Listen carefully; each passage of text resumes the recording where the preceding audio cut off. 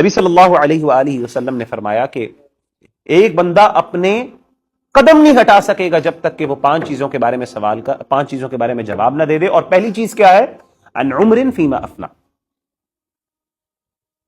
یہ عمر لگائی کہاں پہ تم نے، بتاؤ یہ وقت کہاں پہ صرف کیا. وعن شباب فیما ابلا، اور دوسری چیز آپ صلی اللہ علیہ وسلم نے فرمایا کہ نوجوانی کے بارے میں، جن لوگوں کو اللہ نے جوانی کی عمر دی ہے.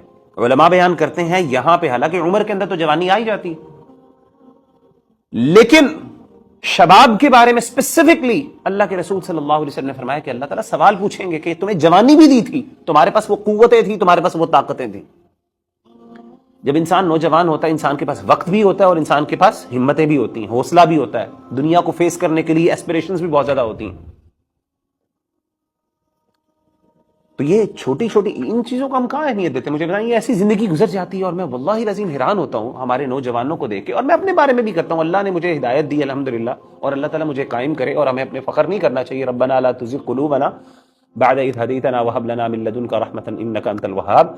اللہ تعالیٰ جب چاہے کسی کا دل بدل سکتا ہے.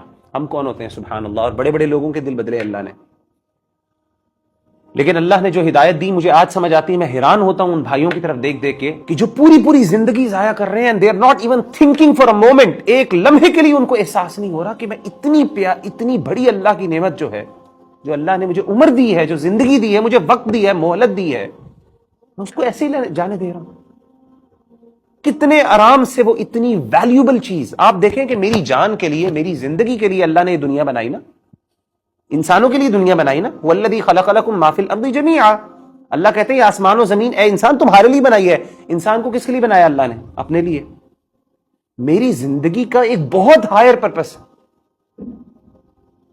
اور ایک انسان کو اگر اللہ تعالیٰ نے دوسرے، یعنی ایک انسان کو، انسان کی جو انسانیت ہے، اس کو اللہ تعالیٰ نے جو پریفرنس دی ہے دوسری مخلوقات کے اوپر، فضیلت دی ہے، اس میں سے علماء بیان کرتے ہیں ایک فضیلت انسان کا پرپس آف لائف ہے.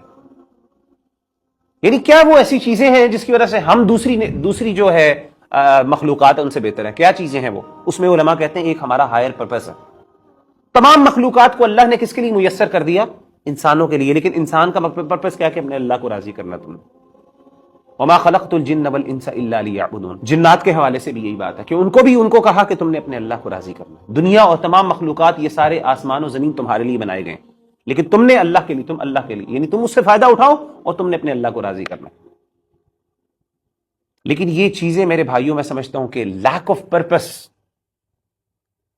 کہ زندگی کا کوئی مقصد نہیں ہے. آپ کبھی دیکھیں یوٹیوبرز کو، آپ دیکھتے ہوں گے، مطلب دنیا میں اب یوٹیوبنگ کا دور ہے، آپ نے پتا ہے، وی لاگس کبھی دیکھیں، اور خاص طور پہ وہ بچے جن کو اللہ نے رچ لوگ جو ہیں نا بچے. کبھی ایک دفعہ میں دیکھتا تھا ایک بچہ ہے، نام نہیں لوں گا کیونکہ میں نے کسی کی مشہوری تو نہیں کرنی،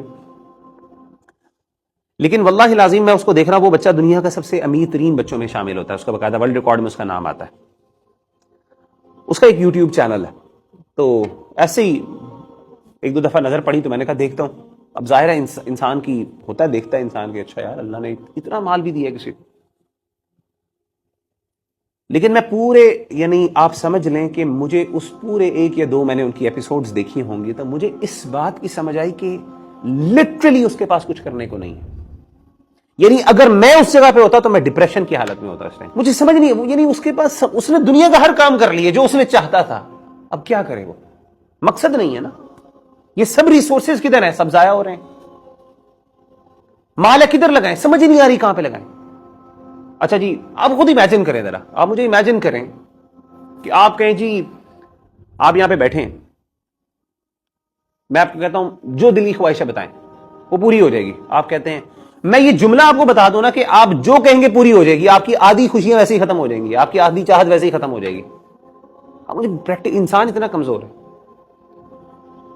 آپ کو بریانی پسند ہے، وہ ایک بڑے مزے کی کہانی سناتے ہیں، کہتے ہیں میری والدہ سنایا کرتی تھی، کہتے ہیں وہ میری بہن کو چاکلیٹ کا بڑا شوق تھا. میری والدہ کہتی ہیں کہ ایک بندہ تھا، اس کو بھی بڑی چاکلیٹ کا شوق تھا، بہت شوق تھا. اسی شوق میں اس نے نا چاکلیٹ کی فیکٹری کے اندر چاکلیٹ فیکٹری کے اندر اس نے جاب لے لی.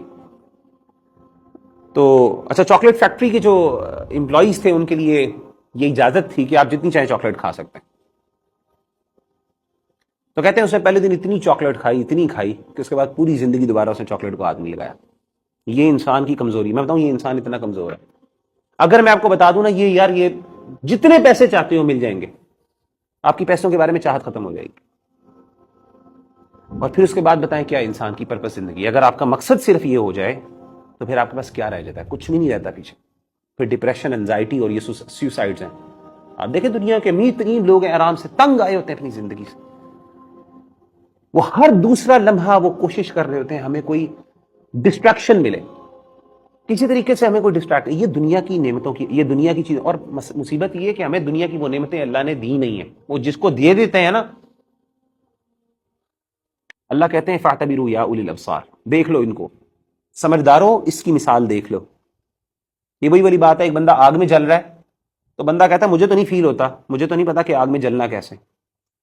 تو سمجھدار آدمی یہ ہے کہ وہ اس کی کیفیت اور کنڈیشن کو دیکھ کے کیا کہتا ہے، اپنے آپ کو بچا لیتا ہے. لیکن کچھ ایسے ہوتے ہیں وہ کہتے ہیں نہیں مجھے پہلے جلنا ہے، جب تک میں جلوں گا نہیں تب تک پتہ نہیں چلے گا.